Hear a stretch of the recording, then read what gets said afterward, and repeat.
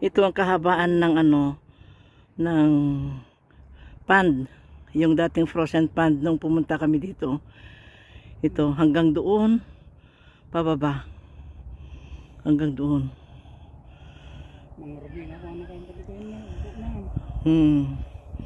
Kasi spring na, kaya magsisimula ng sisibol ang mga dahon.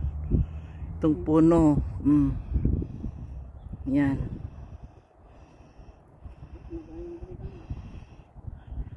Wala nang bakas na ice sa pond. Noon puro snow, puro ice ito, oh. Frozen pond noon. Ngayon walang-wala na.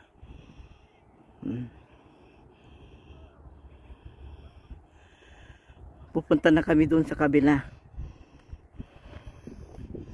Ito noon, nung may dahon pa, mga kaibigan, itong punong ito, ang gandang tingnan. Kasi kahit sa doon sa anong ibig sabihin na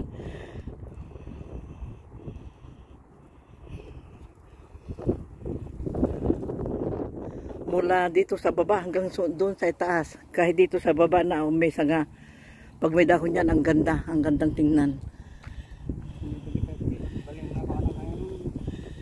Ay, nag-uumpisa ng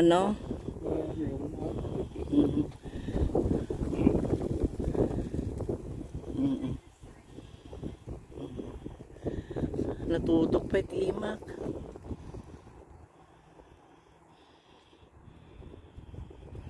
Tayo na.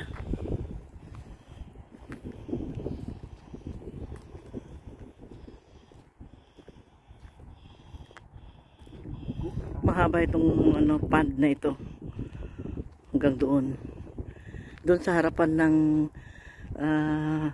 apartment na yan, malapit dyan ng dulo.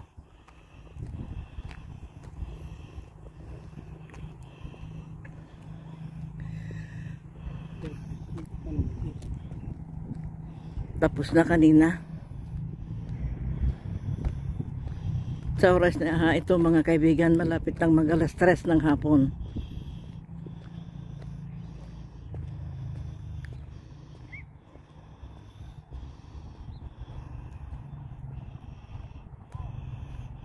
Layo-layo na rin ang nilakaran namin galing sa bahay. Papunta dito sa likuran ng mga kabahayan dito.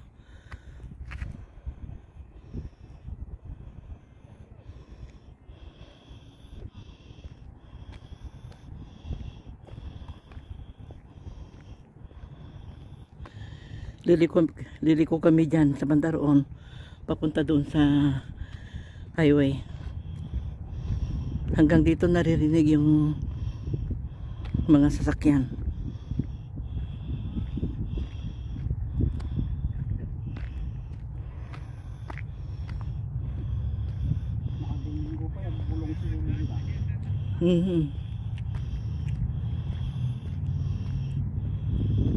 May mga tumutubo ng dahon itong mga puno.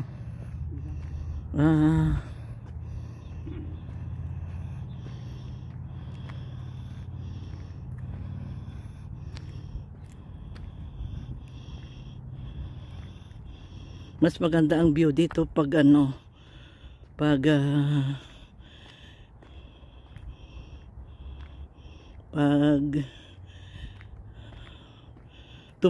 tumubo na ang mga sanga ng dahon ng mga puno at saka itong mga grass para maging berde. Ngayon parang patay itong mga grass kasi na lukuban ng snow noong winter.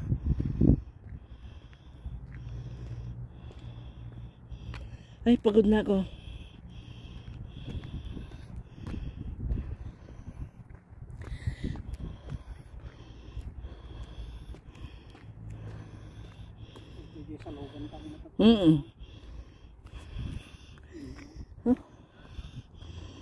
Liliko kami dito.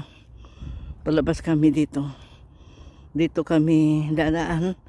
Paikot doon. Iikot kami doon. Doon na kami dadaan pa uwi.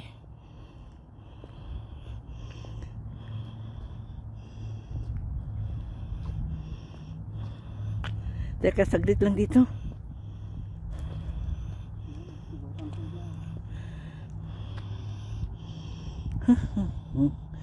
Hinihingal na ako.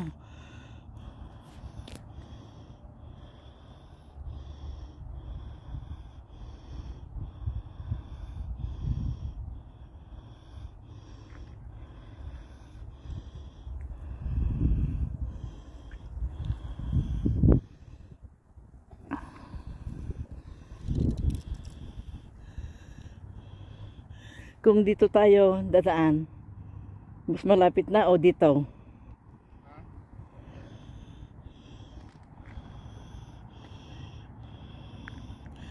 Dito mo pa nagtukaw dyan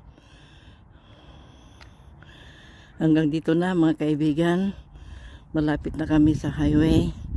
Doon na nakikita na namin yung harapan ng apartment.